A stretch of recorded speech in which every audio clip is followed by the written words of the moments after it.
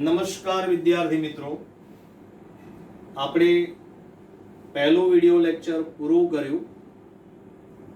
હવે બીજા વિડિયો લેક્ચરનો આપણે શરૂઆત કરીએ એ પહેલા જે પણ પહેલા વિડિયો લેક્ચરમાં અભ્યાસ કર્યો હતો એ થોડું યાદ કરી લઈએ.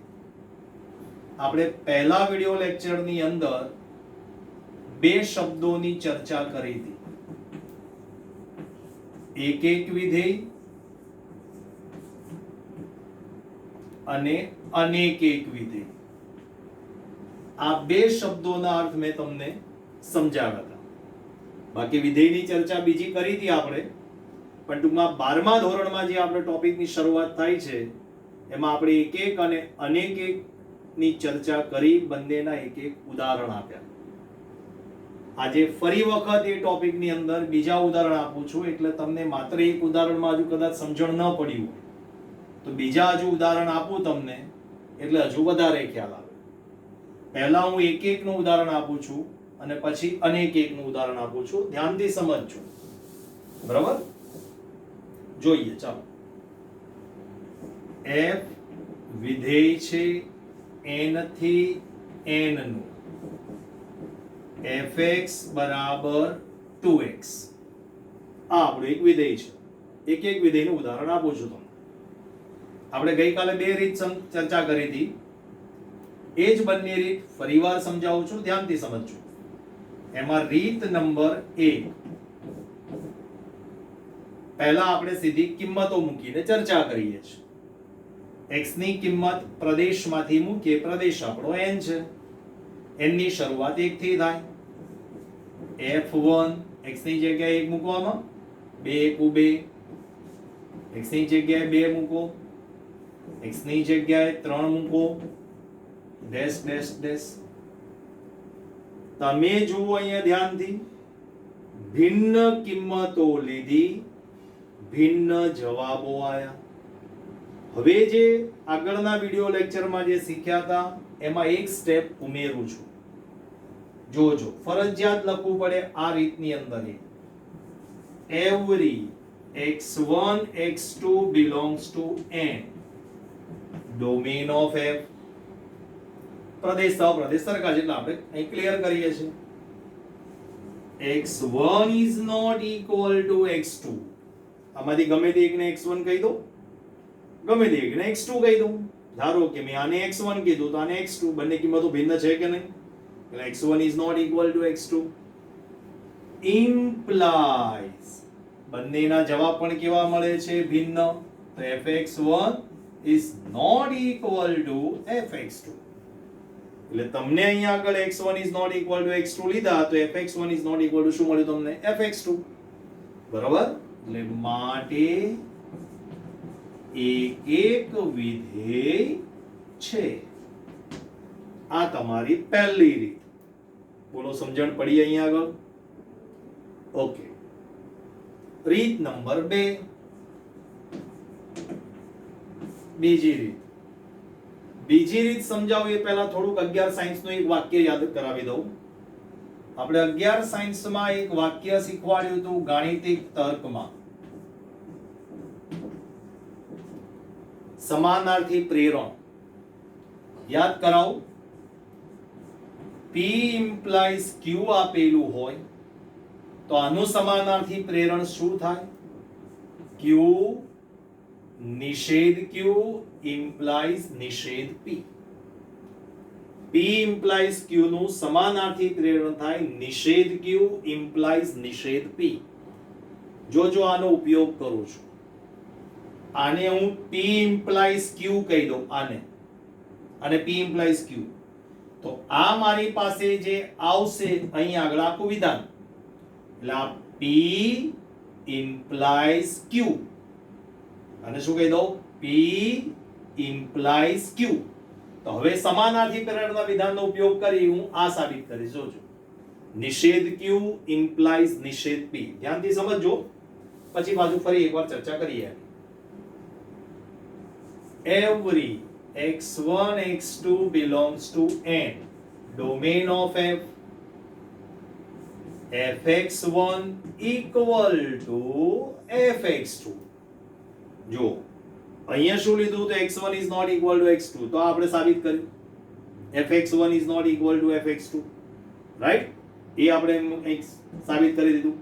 હવે અહીંયા આગળ શું એનાથી ઊંધું આવ્યું, જો આ આવ્યું, આ p implies q, તો જો આ નિષેધ q આવ્યું. ચલો fx1 equal to fx2, તો fx1 શું થશે? આમાં x ની જગ્યાએ x1 મૂકો, 2x1. અહીંયા શું થશે? 2x2, x ની જગ્યાએ x2 મૂક્યા, 2 2 કેન્સલ, એટલે x1 બરાબર શું આવી ગયું? x2. જો તમે સરખા લીધા તો જવાબ પણ કેવો આવ્યો? સરખો. એટલે તમે અહીંયા આગળ જો પહેલી મેથડ કિંમત વાળી આવી અને બીજી મેથડ આ જે પહેલી મેથડ છે એના સમાનાર્થી પ્રેરણનો ઉપયોગ કરીને આપણે બીજી મેથડ કરી લઈ લખવાનું માટે એક એક વિધેય છે. એટલે કોઈ પણ દાખલો હોય એ આપણે આ બંને રીતે ગણવા પ્રયત્ન કરીશું. દરેક દાખલા બંને મેથડે થાય એ જરૂરી નથી, પણ આપણે પ્રયત્ન કરીશું. જ્યાં આગળ બીજી કે કોઈ એક જ મેથડે દાખલો થતો હશે ત્યાં હું તમને સમજાવીશ કે આ દાખલો કેમ એક જ મેથડે થાય છે, બીજી મેથડે કેમ થતો નથી, એ આપણે સમજવાનો પ્રયત્ન કરીશું. આપણે બોલો ક્લિયર અહીં સુધી પડી ગઈ સમજણ? ઓકે. હવે અનેક એકનું ઉદાહરણ આપો. એક એક વિધેયનું આપણે ઉદાહરણ જોયું. હવે અનેક એક વિધેયનું એક ઉદાહરણ સમજાવું. જોજો, f વિધેય છે r થી r પ્લસ યોગ 0, r થી r પ્લસ યોગ 0, fx બરાબર માનાંક x. ચલો x ની કિંમત r માંથી મૂકી, r એટલે ગમે તે કિંમત મુકાય, ધન વાસ્તવિક સંખ્યા છે, પૂર્ણાંક અપૂર્ણાંક સમય અસમય કોઈ પણ. ચલો x ની જગ્યાએ મેં મૂક્યા 1/2, તો માનાંકમાં લખી 1/2, જવાબ 1/2 જ આવવાનો. ચલો f ની કિંમત મૂકી મેં -1/2, માનાંકમાં -1/2, જવાબ 1/2 જ આવવાનો. x ની કિંમત લઈએ આપણે ચલો √3, તો માનાંકમાં √3, તો જવાબ √3 જ આવવાનો. x ની જગ્યાએ -√3 લઈએ, માનાંકમાં -√3, જવાબ √3 જ આવવાનો છે તમારી પાસે.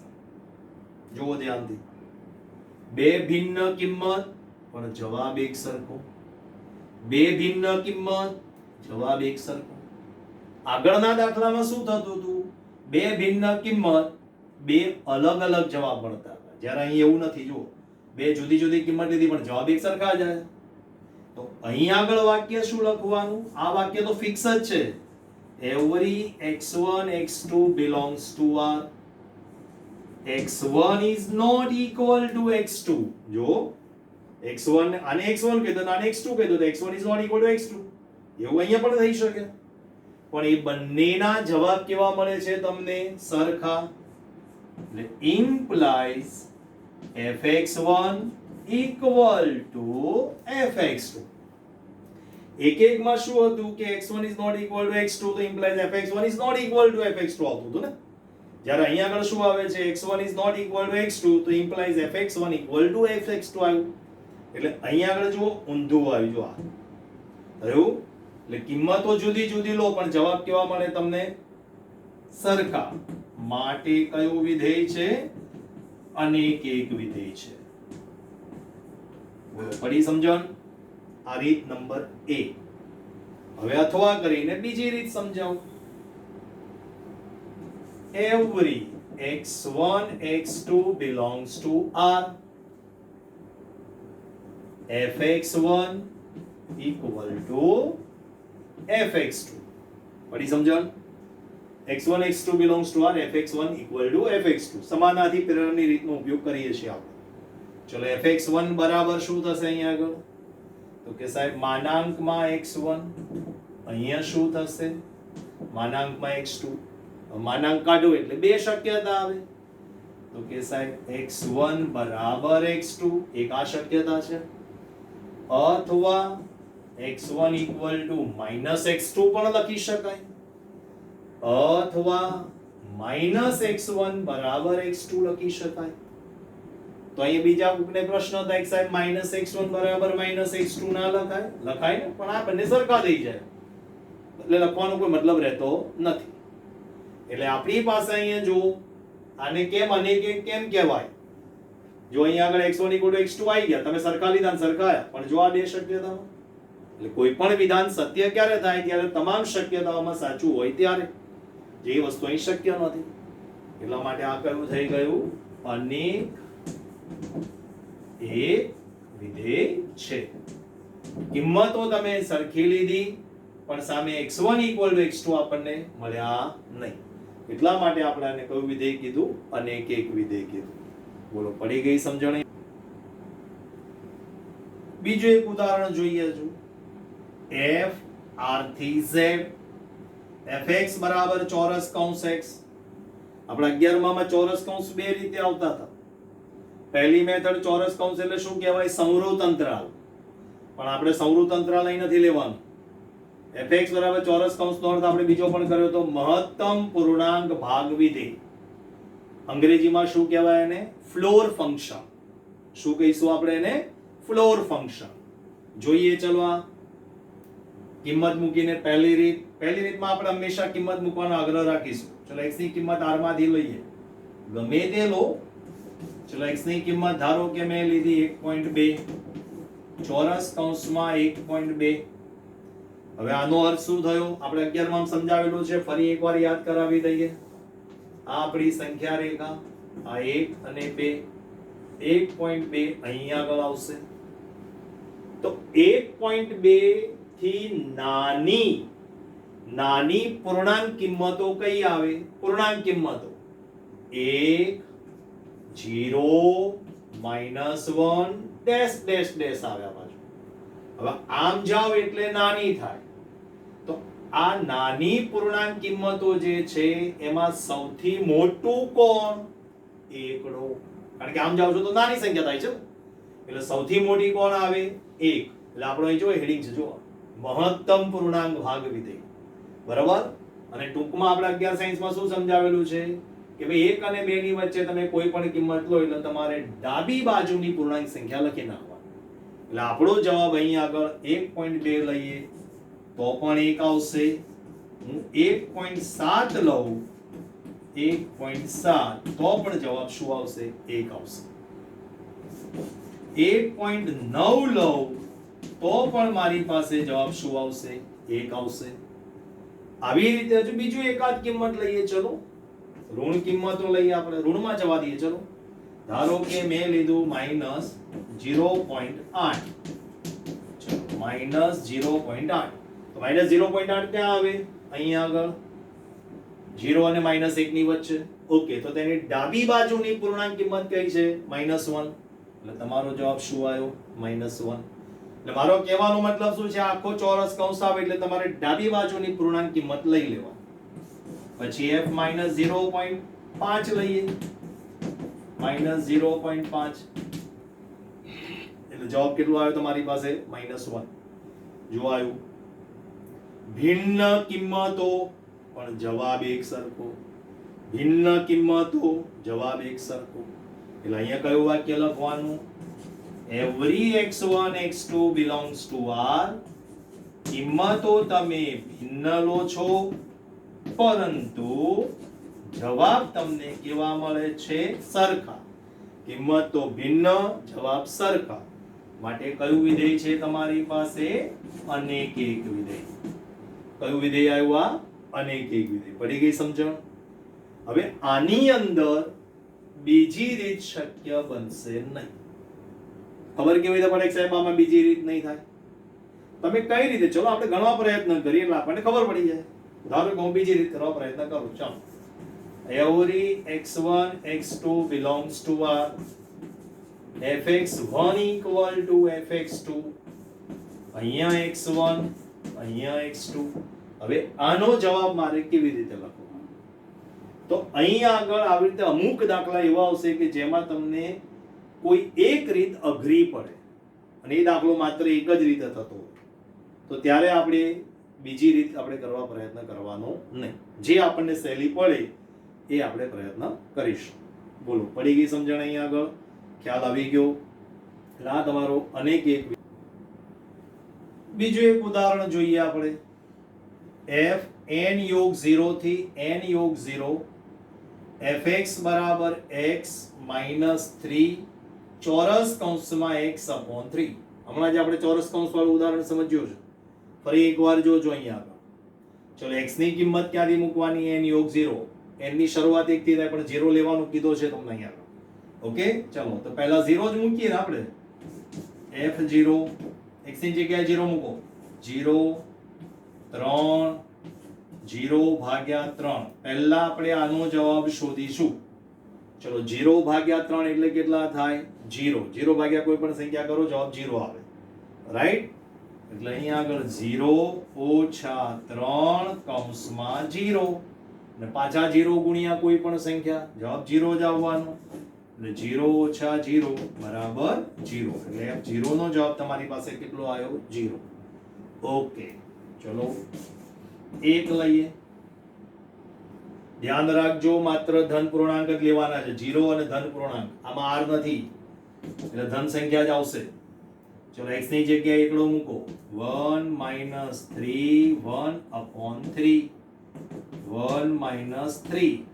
હવે તમે 1 ભાગ્યા 3 કરો. હવે 1 ભાગ્યા 3 એટલે આશરે જવાબ કેટલો આવે? 0.33 જેવો જવાબ આવે. હવે આ ચોરસ કૌંસનો અર્થ સમજીએ. 0.33 એટલે કોની વચ્ચે આવે? 0 અને 1 ની વચ્ચે.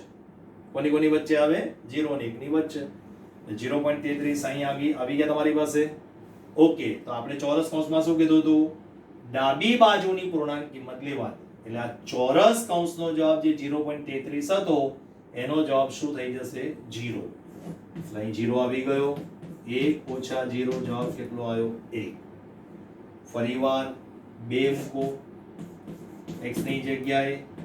2 ઓછા 3 કૌંસમાં 2 ભાગ્યા 3. 2 ઓછા 3. ફરીવાર ચેક કરીએ. ચાલો, 2 ભાગ્યા 3 કરો તો કેટલા આવશે? આશરે ગણીએ તો 0.67 જેવું આવે. 66 કે 67 જે હોય તે. બરાબર? હવે 0.67 પાછા 0 અને 1 ની વચ્ચે જ આવવાના. એટલે પાછો આનો જવાબ કેટલો થવાનો? 0. એટલે તમારી પાસે 2 કૌંસ minus 0 એટલે જવાબ કેટલો આવ્યો? 2. એટલે f2 નો જવાબ તમારી પાસે કેટલો આવ્યો? 2. ફરીવાર f3 3 મૂકો. 3 ઓછા 3 3 ભાગ્યા 3. આપણે x ની જગ્યાએ 3 મૂક્યા. 3 આ એમના એમ x ની જગ્યાએ 3 છે. રાઈટ? ચલો, 3 3 ઉડી ગયા. 3 ઓછા 3 ચોરસ કૌંસમાં a. હવે આટલા માટે મેં તમને આગળ મેં જે ઉદાહરણ સમજાવ્યું ને એમાં બધી મેં અપૂર્ણાંક કિંમતો લીધી હતી. પૂર્ણાંક નહોતી સમજાય. એ આ ઉદાહરણ માટે મેં બાકી રાખી. તો જુઓ અહીંયા. એટલે ચોરસ કૌંસમાં જ્યારે પૂર્ણાંક કિંમત આવે તો ત્યારે જવાબ શું લેવાનો? એનો એ જ જે સંખ્યા હોય એ જ તમારો જવાબ. કારણ કે આપણે એ મહત્તમ પૂર્ણાંક એ જ છે. એટલે અહીં આગળ 3 ઓછા 3 અને 1 નો જવાબ 1 જ આવવાનો છે. 3 ઓછા 3 જવાબ શું થઈ ગયો? 0. એટલે તમારી પાસે અહીં જુઓ, x ની કિંમત 0 લીધી ત્યારે જવાબ 0 આવ્યો. x ની કિંમત 3 લીધી ત્યારે પણ જવાબ શું આવ્યો? 0. એટલે બે ભિન્ન કિંમતો લીધી પણ એ બંનેમાં જવાબ કેવા આવે છે તમારી પાસે? સરખા. એટલે આ કયું વિધેય થયું? અનેક એક. તો લખીએ વાક્ય છેલ્લે. Every x1 x2 belongs to n યોગ 0. ચોખવટ કરીશું અહીં ડોમેન ઓફ f, કારણ કે બંને સરખા છે. બરોબર? x1 is not equal to x2. જો x1 એટલે 0, x2 એટલે 3. બંને કિંમતો ભિન્ન થઈ પણ બંનેના જવાબ કેવા આયા તમારી પાસે? સરખા. એટલે fx1 બરાબર fx2. કિંમતો ભિન્ન લીધી પણ જવાબ સરખા આયા. માટે આને કયું વિધેય કહેવાય? અને એક વિધેય છે. બોલો, પડી સમજણ? એટલે આ તમારી પાસે કયું વિધેય?